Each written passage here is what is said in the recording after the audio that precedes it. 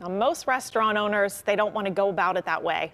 They want to continue serving patrons and they want to find a safe way to do it. But to survive the winter, many say they're going to need some relief.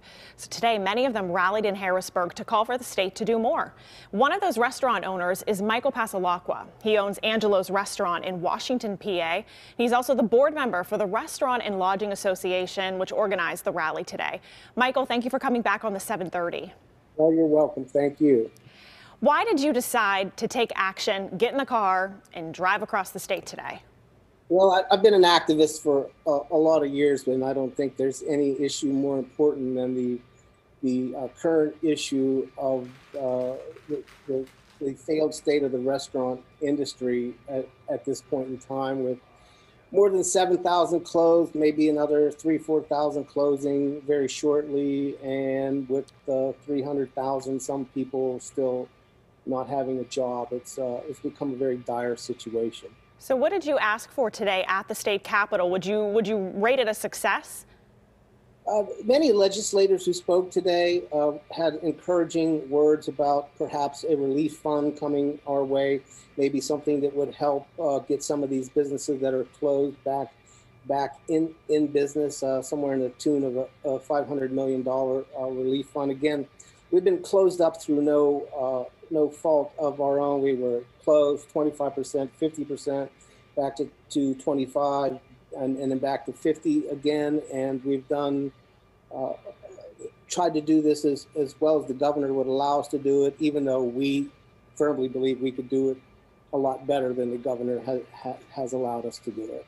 You know, personally, as someone who owns a restaurant, do you think your restaurant or the restaurants of your friends are going to survive the winter? That's the catch-all question right now.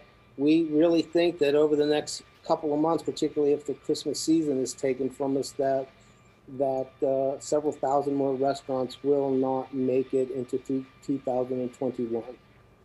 What does that mean for you? I'm going to be okay. I managed to get through most of this. That doesn't mean I can last for a long time, but this isn't really about me. This is about the industry that's been singled out by the governor as the COVID spreading industry, and simply there are no statistics or data whatsoever to back any of that up. In fact, we are one of the safest industries out there, and statistics do bear that out. Do you think there's anything people that do want to continue to go out to eat, do you think there's anything people can do to stay safe, things that they're not already doing?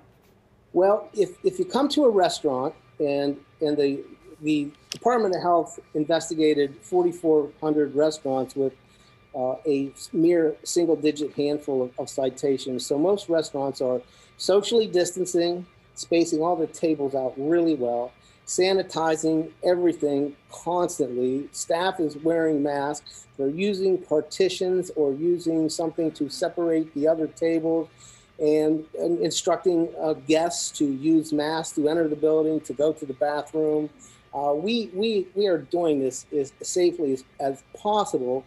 And now people are being told not to even go gather in their homes, because you're safer in a restaurant than you are at home, because there's no sanitation, there's no social distancing, there's no rules and regulations to follow at a home. So a restaurant is actually a safe place to be if that restaurant is, in fact, like 95% of the restaurants out there, following all the rules.